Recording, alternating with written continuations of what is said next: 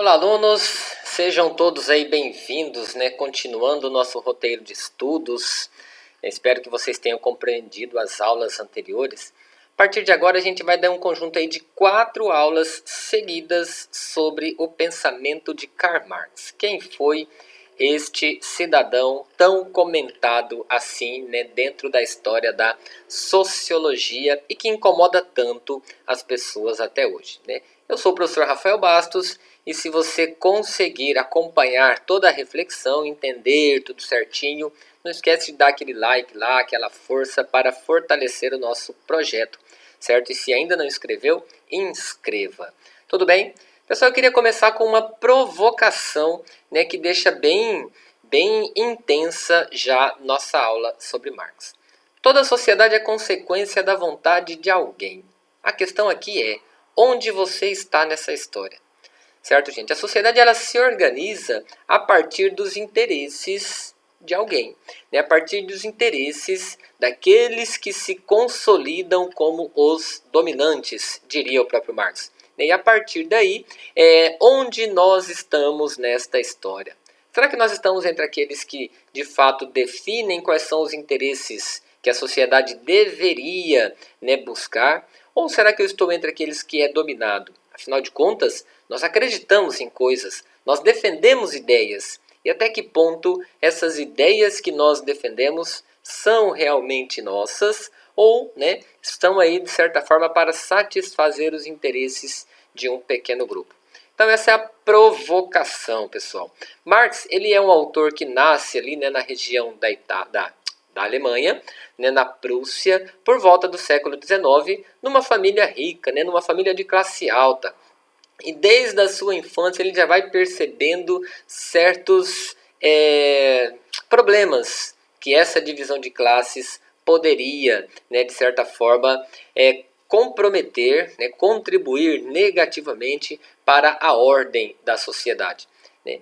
Pelo fato de ser de classe alta, ele vai para as melhores escolas, ele estuda, ele pesquisa, ele lê e ele acaba se tornando um teórico que abrange muitas áreas de conhecimento. Envolve a filosofia, envolve a sociologia, envolve o jornalismo, envolve a economia, envolve política, entre outros temas aí que Marx busca desenvolver.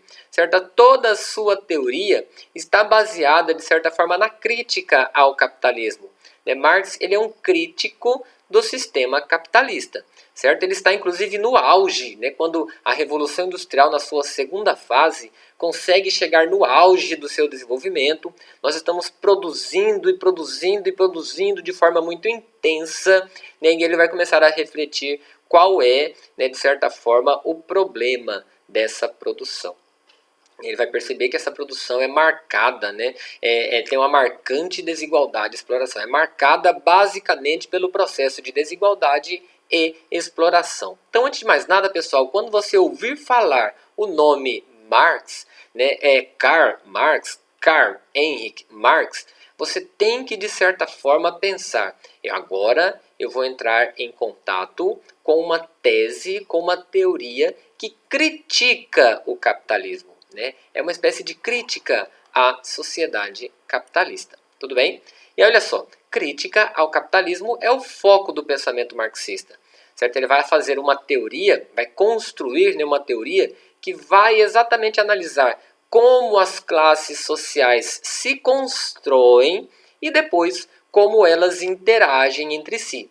Porque a sociedade capitalista, segundo Marx, é dividida basicamente em 2 classes. A classe dos dominantes e a classe dos dominados.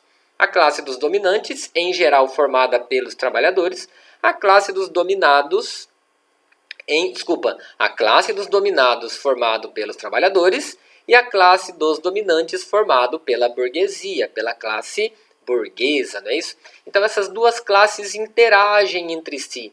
Essa interação, ora ou outra, gera conflitos, que quem vai resolver esses conflitos é exatamente o Estado.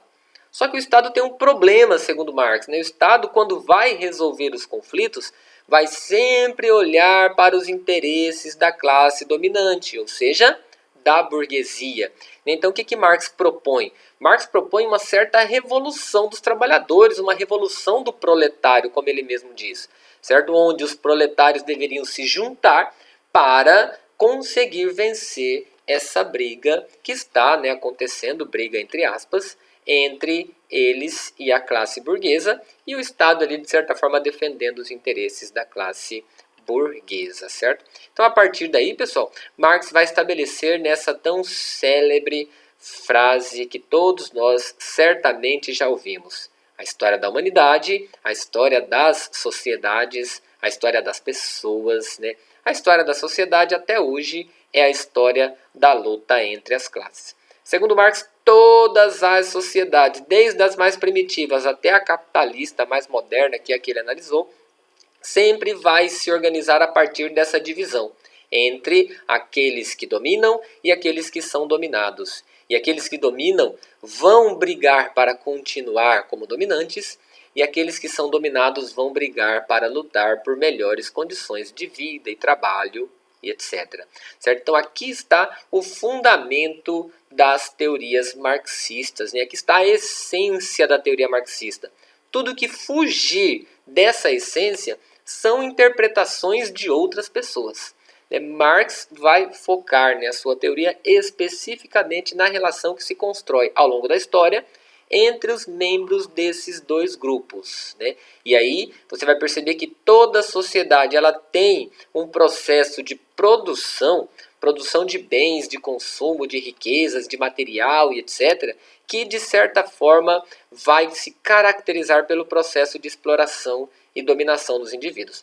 Nós temos indivíduos dominando indivíduos por causa do processo de produção, que tem um dono, por assim dizer, certo? E a partir daí as relações sociais se constroem, essas relações sociais pautadas, fundamentadas, exemplificadas, por assim dizer, por meio do trabalho. Então, o que é o trabalho? O trabalho é a ação do indivíduo voltada para a satisfação de uma necessidade. Seja uma necessidade mais simples, mais homogênea, seja uma necessidade mais complexa, mais heterogênea. Certo? Então, o trabalho ele serve em qualquer sociedade para satisfazer os interesses dos indivíduos. A questão é como esse trabalho está sendo organizado. Essa é a questão central. Numa sociedade capitalista, vai dizer Marx, o trabalho é o que vai definir o homem. Nós somos consequências do meio que nós vivemos. Para Marx, existe esse certo determinismo histórico, determinismo econômico, determinismo cultural, como você preferir. Nós somos frutos do meio que vivemos.